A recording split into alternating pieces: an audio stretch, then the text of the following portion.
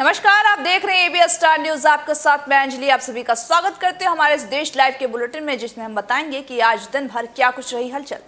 16वीं G20 की बैठक के लिए आपको बता दें कि उसके दौरे पर इटली में प्रधानमंत्री नरेंद्र मोदी पहुंचे हैं, जहां पर उन्होंने शनिवार को वेटिकन सिटी में ईसाई धर्म के सर्वोच्च नेता पोप फ्रांसिसी से मुलाकात की है। वहीं यह बैठक केवल 20 मिनट के लिए ही निर्धारित की गई थी, लेकिन 1 घंटे तक चली। बैठक में पीएम मोदी और पोप ने गृह को बेहतर बनाने के लिए उद्देश्य से कुछ मुद्दों पर चर्चा की, जैसे कि जलवायु परिवर्तन से लड़ना और गरीबी को दूर करना। इसके बाद पीएम प्रतिनिधिमंडल स्तर की वार्ता में भी शामिल होने के लिए वहां से रवाना हुए।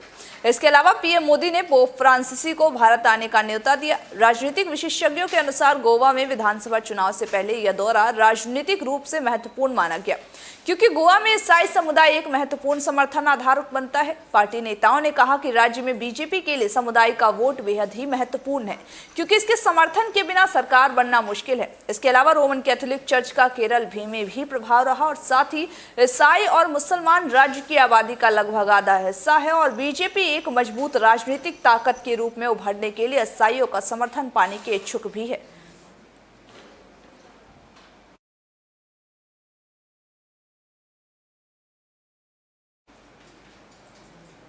बसपा को एक बड़ा झटका लगा है। आपको बता दें कि 6 नेताओं 6 मंत्रियों ने बसपा में शामिल। वहीं साथ ही आपको बता दें कि यूपी विधानसभा चुनाव से पहले ही बसपा को एक बड़ा झटका लगा है। बीएसपी के 6 विधायक शनिवार को सपा में शामिल हो गए। इन्हें अखिलेश यादव पार्टी ने सदस्यता दिलाई है।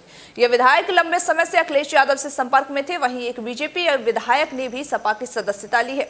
यूपी चुनाव से पहले ये बीएसपी के लिए बड़ा झटका माना जा रहा है। तो वहीं उधर सपा बीजेपी की मुख्य विपक्षी दल के रूप में उभर रही है और लगातार मजबूत होते हुए भी नजर आ रही है। बीएसपी और बीजेपी से आए विधायकों का अखिलेश यादव ने सपा कार्यालय में स्वागत किया और उन्हें पार्टी की सदस्यता भी दिलाई है। इस दौरान अखिलेश यादव ने कहा कि बहुत लोग जो सपा में शामिल होना चाहते हैं, चुनाव आने तक बीजेपी भागता परिवार ही रह जाएगा। इंटरनेट मुफ्त, वो धुएं के निशान मिटा दी जाएंगे। 1 GB इंटरनेट मुफ्त। बीजेपी के लोग बताएं वो 1 GB कहां है इंटरनेट। शिक्षा संस्थानों का विस्तार, शिक्षा संस्थानों में जो चीज हो रही है वो कल्पना नहीं की जा सकती, वो तो बाद में पता लगेगा। इंटरनेट मुफ्त।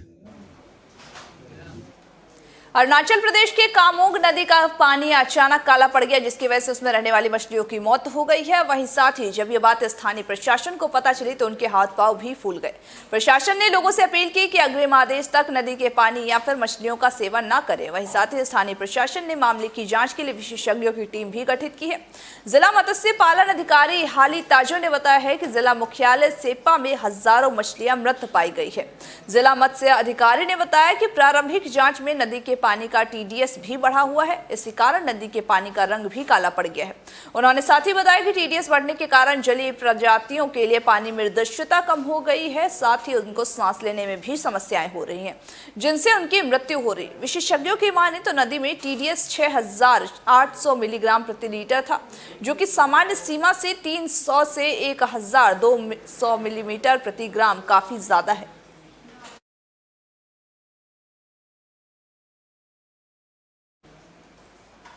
T20 मैच में भारत पाकिस्तान के मैच में भारत के हार के बाद आपको बता दें, जहां पर कि जम्मू कश्मीर के पूर्व CM और PDP अध्यक्ष महबूबा मुफ्ती ने पीएम मोदी को पत्र लिखा है। महबूबा ने पीएम मोदी से कहा कि मैं आपसे इस मामले में हस्तक्षेप करने का अनुरोध करती हूं, ताकि इन युवाओं का भविष्य खराब न हो। महबूबा मुफ्ती ने जिन 3 छात्रों के संबंध में पीएम मोदी को पत्र लिखा है, उन्होंने यूपी के आगरा जिले के भारत पर पाकिस्तान की जीत का कथित रूप से जश्न मनाया है। T20 मैचों में पाकिस्तान की जीत के बाद जश्न मनाने और देश विरोधी नारे लगाने के आरोप में आगरा के बिचपुरी स्थित RVS टेक्निकल कैंपस के 3 कश्मीरी छात्र अर्शीद यूसुफ और इनायत अल्फाज शेख और शौकत अहमद गनी को भी बुधवार को गिरफ्तार किया गया था।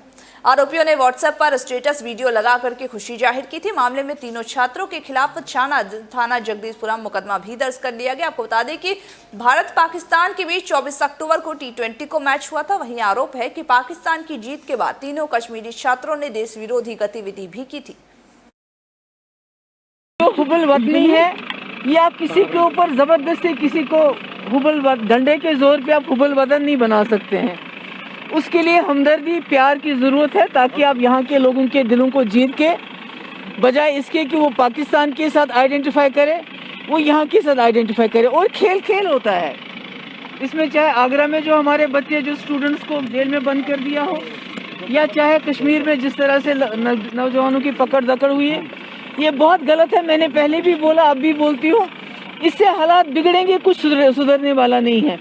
क्योंकि आप किसी को, कौन किस खिलाड़ी को पसंद करता है, उसको आप किसी को ज़बरदस्ती मजबूर नहीं कर सकते हैं कि उसके सर पे बंदूक रखे, नहीं आपने इसी को पसंद करना है, ऐसा नहीं होता है। तो संजय रावत ने, आपको बता दें कि आरोप लगा है, वहीं आपको बता दें कि बीजेपी के शिवसेना सांसद संजय रावत ने शनिवार को केंद्र की सत्तारूढ़ पार्टी बीजेपी पर निशाना साधा है। उन्होंने कहा कि 2024 में कांग्रेस के साथ एक गठबंधन वाली सरकार सत्ता में आएगी, जो कि मौजूदा एक पक्षीय सरकार के शासन को समाप्त कर देगी।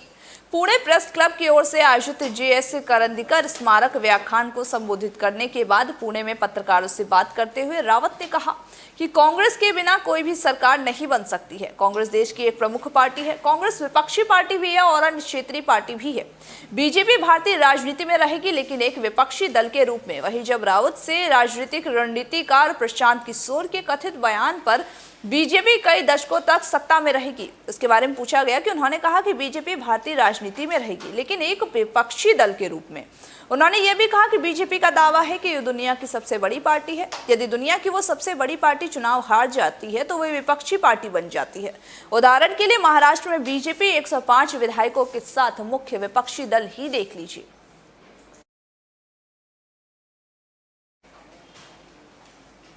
आज के हमारे इस देश लाइव के बुलेटिन में बस इतना ही। मुझे दीजिए इजाजत और तमाम बाकी खबरों के अपडेट्स के लिए बने रहिए हमारे साथ और देखते रहिए ABS स्टार न्यूज़।